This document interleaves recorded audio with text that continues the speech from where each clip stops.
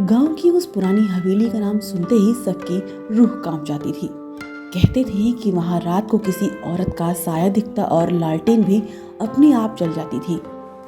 एक बार एक बूढ़े मुंशी ने बताया कि उसने खुद अपनी आंखों से उस घर की खिड़की से एक बूढ़ी औरत को झांकते देखा।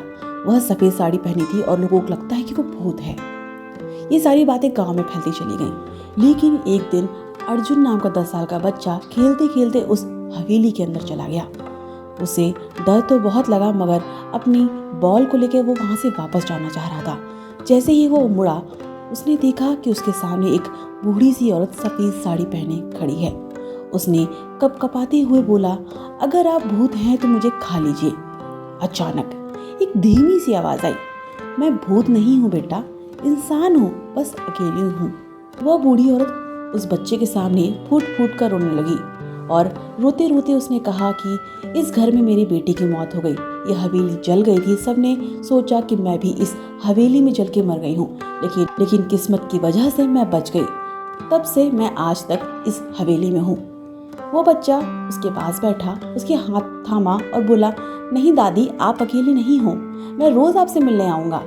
वो बूढ़ी औरत खुश हो गई। अर्जुन जब उस हवेली से बाहर निकला तो उसने गांव वालों को इस बात की सच्चाई बताई कि उस हवेली में ये दुर्घटना हुई थी और जिस वजह से सबको ये लगता कि उस हवेली में कोई बुरी आत्मा है, मगर ऐसा नहीं है।